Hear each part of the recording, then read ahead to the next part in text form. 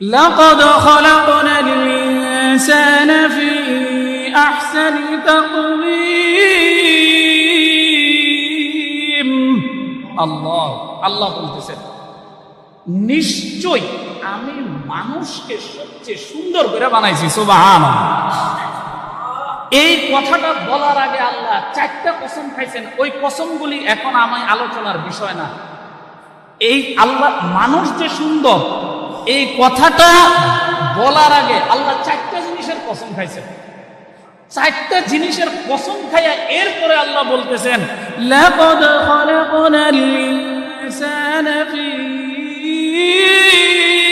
আহসানি তাকওয়িম। আমি সবচেয়ে সুন্দর করে মানুষকে বানাইছি সুবহানাল্লাহ। আল্লাহ এত সুন্দর আসমান বানিয়েছেন, আল্লাহ বলেন নাই আসমান সুন্দর। জমিন বানিয়েছেন, আল্লাহ বলেন নাই জমিন সুন্দর। পাহাড় বানিয়েছেন, আল্লাহ বলেন নাই পাহাড় সুন্দর। সাগর বানিয়েছেন, আল্লাহ বলেন নাই সাগর সুন্দর। সাগরের মধ্যে লোনা পানি, মিষ্টি পানি, নীল পানি দিয়েছে। সাগরের মধ্যে এমন পানির সৃষ্টি আল্লাহ করেছেন যে সাগরের নিচ দিয়ে মাছ চললো ওই মাছটা কিভাবে যাইতেছে দেখা যায়, ঠিক কিনা জোরে বলেন।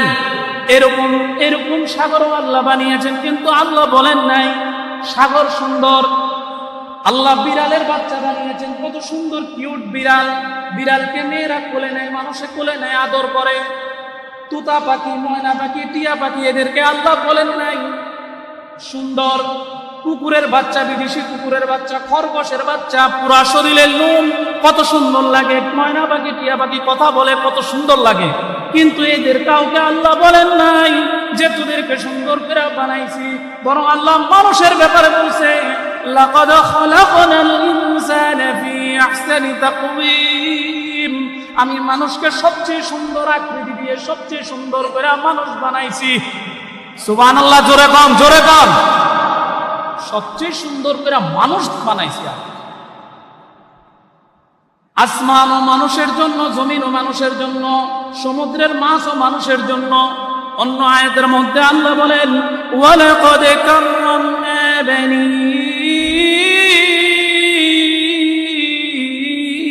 আদম। আল্লাহ বলেন আমি মানুষকে বড় সম্মানিত করে বানাইছি সুবহানাল্লাহ।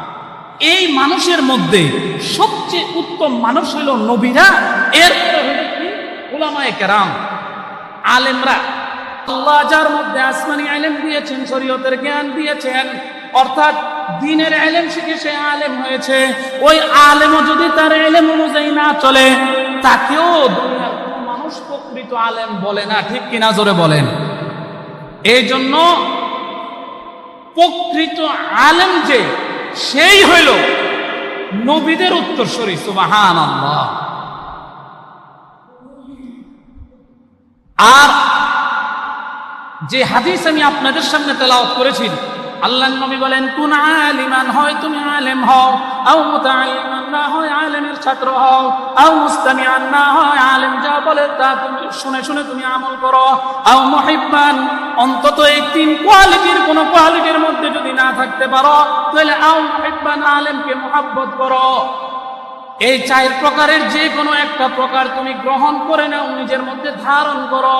লাম তাকুন খামিসান ফাতাহলিক, 5ম নম্বর তুমি হয়ো না, তাহলে তুমি ধ্বংস হয়ে যাবা। কার কথাটা? কথাটা কার? নবীজির। কথাটা কার? নবীজির। মুহতারাম হাজিরিন, এই কথাটাকে হযরত আলী রাদিয়াল্লাহু তাআলা আনহু বলেন। আলী রাদিয়াল্লাহু তাআলা আনহু একজন জলিল কদর নবীর সাহাবী। দুনিয়া থাকতে 10 জন মানুষ জান্নাতের সার্টিফিকেট পাইছে, তাদেরকে আশারায়ে মুবাশশারা বলা হয়। এই 10 জন মানুষের মধ্যে একজন ব্যক্তি হলো হযরত আলী সুবহানাল্লাহ। এই আলী রাদিয়াল্লাহু তাআলা আনহু বলেন মান ইস্তাখাফফা বিল উলামা যাহাবাতিল আখিরাহ। আলী বলেন, আলী রাদিয়াল্লাহু তাআলা আনহু বলেন, যে ব্যক্তি কোন আলেমের সাথে বিদ্বেষ পোষণ করে, আলেমের সাথে শত্রুতামি করে, আলেমকে তুচ্ছ তাচ্ছিল্য করে, তার সম্মান নষ্ট করে, এই আলী রাদিয়াল্লাহু তাআলা আনহু বললেন যাহাবাতিল আখিরা, আল্লাহ তার আখিরাতকে বরবাদ করে দেন। নাউজুবিল্লাহ। জাহাবাতিল আখির, আল্লাহ তার আখিরাতকে ধ্বংস করে দেন, বরবাদ করে দেন। আলী রাদিয়াল্লাহু তাআলা আনহু বলেন, আল্লাহ তার আখিরাত বরবাদ করে দেন। এখানেই শেষ নয়, বরং এই ব্যক্তিটা, আলেমের সাথে বিদ্বেষ পোষণকারী ব্যক্তিটা, সে ঈমান নিয়ে দুনিয়া থেকে মরতে পারবে না। এই ব্যাপারে আশঙ্কা আছে। নাউজুবিল্লাহ। আরো জোরে বলেন নাউজুবিল্লাহ। এই লোকটা ঈমান নিয়ে মরতে পারে কিনা সন্দেহ আছে। এই কথাটাকেই হযরত আলী রাদিয়াল্লাহু তাআলা আনহুর এই কথাটাকেই আব্দুল্লাহ ইবনে মুবারক রাহমাতুল্লাহ আলাইহি আরেকটু সংযোজন করে বলেছেন। তিনি বলেন, মান ইস্তাখাফা বিস-সুলতানি যাহাবাত দুনিয়াহু ওয়া মান ইস্তাখাফা বিল উলামা যাহাবাতিল আখিরাহ। আব্দুল্লাহ ইবনে মুবারক রাহমাতুল্লাহ আলাইহি বলেন, দুনিয়ার কোন রাজা বাদশাকে যদি কেউ অপমান করে, লাঞ্ছিত করে, তাইলে বেশির চেয়ে বেশি এই রাজা বাদশাটা তাকে শাস্তি দিবে, জেলখানায় বন্দী করে রাখবে, অথবা তার উপর অত্যাচার করবে, জুলুম করবে, তাকে নির্যাতন করবে, অথবা তাকে শাস্তি দিবে, কয়েকটা বেতের আঘাত তাকে দিয়ে দিবে। আব্দুল্লাহ ইবনে মুবারক রাহমাতুল্লাহ আলাইহি বলেন, এই হলো দুনিয়ার রাজা বাদশাদের ব্যবস্থা। ওমান ইস্তাখাফা বিল উলামা যাহাবাতিল আখিরাহ। আর যদি কেউ আলেমদের সাথে বিদ্বেষ পোষণ করে, তুচ্ছ তাচ্ছিল্য করে, আল্লাহ তার আখিরাতকে বরবাদ করে দিবেন। নাউজুবিল্লাহ। দুনিয়ার রাজা বাদশা কয়েকটা বাড়ি করে দিয়া শেষ, নইলে জেল দিব, জরিমানা হইব, এই কিন্তু তার আখিরাত ঠিক থাকবে। আর যে আলেমের সাথে বিদ্বেষ পোষণ করব, তুচ্ছ তাচ্ছিল্য করব, তার সম্মানের হানি করব, আল্লাহ উনি বলেন যে আল্লাহ তার আখিরাতকে শেষ করে দিবেন, ধ্বংস করে দিবেন। নাউজুবিল্লাহ। কবি বলেন, মাই খরো মাসহাব বাসুজো, মাই খরো মাসহাব বাসুজো, আতিশান্দার কাবাজান, সাকিনে বুদখানা বাসি মর্দে মাজারি মুকন। মাই খরো মাসহাব বাসুজো, আতিশান্দার কাবাজান, সাকিনে বুদখানা বাসি মর্দে মাজারি মুকন।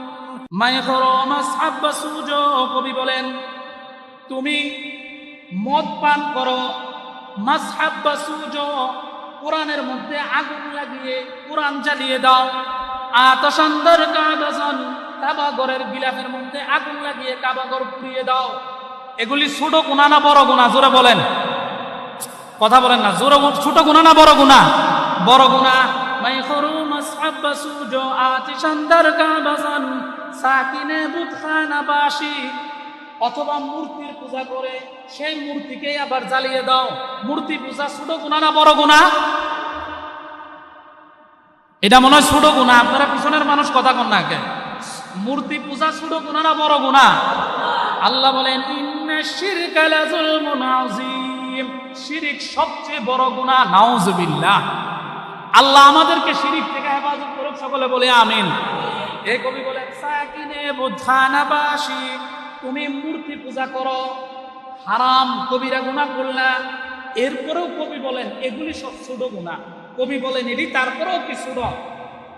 মর্দামাজারি মুকন, কিন্তু এর চেয়ে বড় গুনাহ হলো একজন মানুষের মনের মধ্যে আঘাত দেওয়া। কথা বুঝে আসছে? কথাটা চিন্তা করছেন? তুমি মদ খাও, কোরআনে আগুন লাগাও, কাবাগর জ্বালাই দাও, মূর্তি পূজা করো, কিন্তু এগুলির চেয়ে বড় গুনাহ মানুষের দিলে আঘাত দাও। এই জন্য আল্লাহ আমাদেরকে মানুষের দিলে আঘাত দেওয়া থেকে বেঁচে থাকার তৌফিক দান করুক, সকলে বলে আমিন।